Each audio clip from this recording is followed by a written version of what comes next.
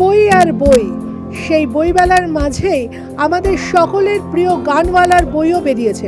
মানে রূপঙ্কর বাগচি, তার আত্মজীবনীমূলক একটি বই সারা বেলার গানে, আর বইটি লিখেছেন দেব সেনাপতি।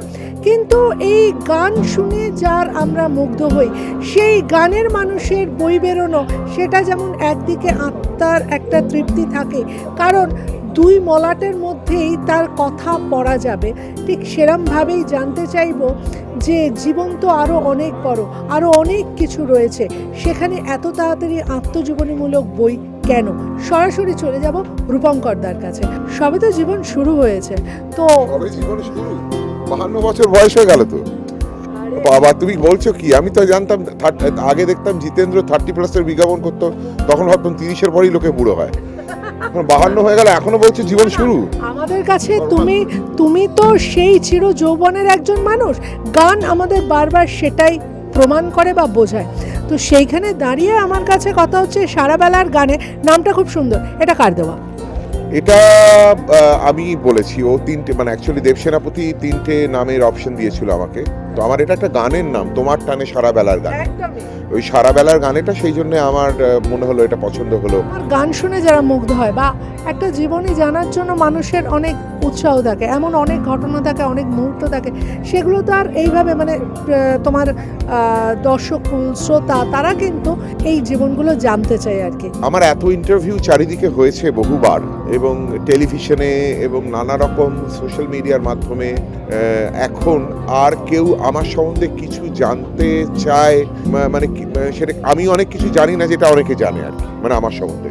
এই বইটা ঠিক এমন কিছু এর মধ্যে নেই যেটা আমার একটা অদ্ভুত কিছু, মানে ধরা যাক ওই যেখানে একটা বই দেখতে পাচ্ছি সৌম্য রিজুর অ্যাডভেঞ্চার, সুমন্ত বোসের। তো আমি সৌম্য রিজুর মতো কোনো অ্যাডভেঞ্চার করতে আসিনি বা অ্যাডভেঞ্চার করতে যাইনি, এরকম কিছু ঘটনা নেই। হঠাৎ আমার সামনে কোনো সিংহ এসে যায়নি, কিংবা আমি আফ্রিকার জঙ্গলে রাইফেল নিয়ে ঘুরে বেড়াচ্ছি, এরকম কিছু হয়নি। খুব সাধারণ একটা মানুষ, সাধারণ একজন মিউজিশিয়ান, তার জীবন। এবং এখানে না দেব সেনাপতির পার্সপেক্টিভ অনেক রয়েছে। ও যেভাবে দেখছে আমাকে, অ্যাকচুয়ালি ও যখন আমার কাছে প্রথম এসেছিল তখন ওকে আমার খুব আমি একটু অবাকই হয়েছিলাম, মানে ওর সাথে আমি কি কথা বলবো, ওকে আমি কি বলবো আর ও কি লিখবে। ও মাঝে মধ্যে একটা প্রশ্ন করতো, আমি শুয়ে থাকতাম, ও বলে যেত, তারপরে আমি ওকে আধ ঘন্টা করে সময় দিতাম, আধ ঘন্টা, হাফ অ্যান আওয়ার। এবং ঠিক ও আবার ওই নিজে 29 মিনিটের সময় বলতো, স্যার তাহলে আধ ঘন্টা হয়ে গেল। আমি তখন হ্যাঁ হ্যাঁ তা ঠিক আছে, বেরিয়ে পড়ো, বলে ও বেরিয়ে পড়তো। তো আমি তারপর ওকে একদিন জিজ্ঞেস করলাম, তুমি এই যে 4-5 দিন এলে, আধ ঘন্টা করে আমার সাথে কথা বললে, তুমি কি লিখবে বলো তো, সেটা পড়বে কে? তখন বললো, আপনি আমার উপর ওটা ছেড়ে দিন। এটা কিন্তু সমস্ত কৃতিত্ব, অল ক্রেডিট গোজ টু দেব সেনাপতি। ও যেভাবে লিখেছে, যেভাবে আমার ওর পার্সপেক্টিভে দেখেছে, এবং তারপর আমি ওকে সোশ্যাল মিডিয়ায় ফলো করতে শুরু করি। তারপর ওর লেখা, আমি ওর সোশ্যাল মিডিয়ার পোস্ট দেখে না আমি খুব চমকে যাই আর কি। চমকে যাই মানে কি, ওকে দেখলে ওকে যেরকম মনে হয়, প্রথমত ও একজন পেশায় উকিল, হ্যাঁ, কিন্তু ওকে উকিলের মতো একদম লাগে না। কি করে যে উকিল হলো কি আমি জানি না, যাই উকিল, ভালো কথা।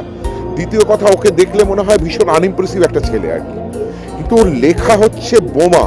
আমি মানে চমকে ছিটকে যাওয়ার মতো। আমি তখন বুঝলাম যে না, এই ছেলেটা কিছু একটা করবে। এবং আমি আলটিমেটলি এই বইটা কিছুটা পড়েছি, আমাকে পাঠিয়েছে, পুরোটা পড়িনি, আমি আজকে পড়বো।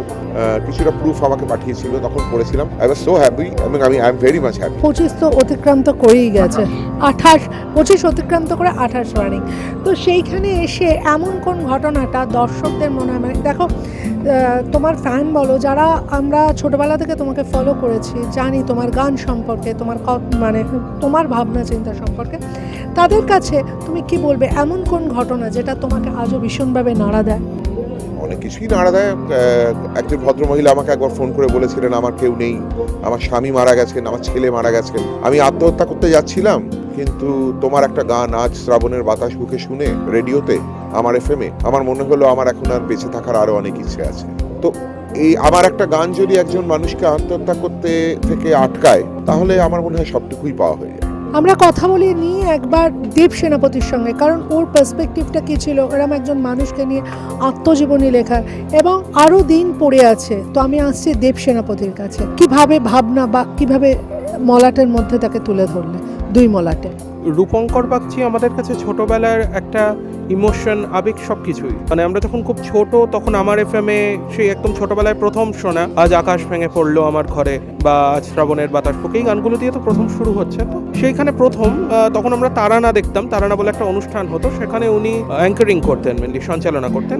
সেই সময়তে আমার বেশ মনে আছে, তখন কোনো একটা সাক্ষাৎকারে রূপঙ্করদা প্রথম বলেন যে আমি ফুচকার জন্য, থিয়েটারের জন্য কলকাতা ছেড়ে মুম্বাই যেতে পারছি না। এই জিনিসটা আমাকে খুব বেশি করে আমাকে ট্রিগার করেছিল যে একটা লোক যে ফুচকার জন্য, শহরটার জন্য, কলকাতার বৃষ্টির জন্য, বর্ষাকালের জন্য এবং থিয়েটারের জন্য লোকটা শহর ছেড়ে মুম্বাই যেতে পারছেন না, সেই মানুষটাকে তো আরো বেশি করে মানুষের সামনে নিয়ে আসা উচিত। খোয়াই পাবলিকেশনের যিনি মূল কর্ণধার, এরম ধরনের নানা বই তিনি এবছরের আমাদের এই বইমেলাতে এনেছেন, তো তার সঙ্গেও একবার একটু কথা বলে নেব।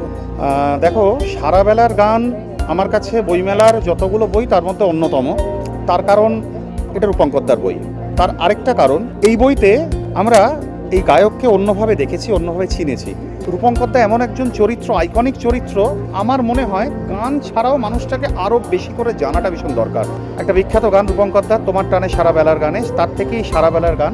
তো আমার বিশ্বাস এই বইটি পাঠকপ্রিয় হবে। সব থেকে যেটা বড় কথা, বইটা আজকে প্রকাশ হচ্ছে। গতকাল আমরা স্টলে এনেছিলাম বেশ অনেক, প্রায় শখানেকের কপি আমরা এনেছিলাম, কিন্তু শখানেক কপি নিমেষে বেরিয়ে গেছে এবং এটা আমাদের কাছে অপ্রত্যাশিত।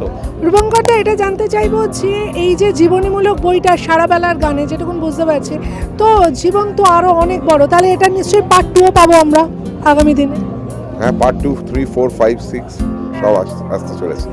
যতদিন বাঁচবো বেরোবে।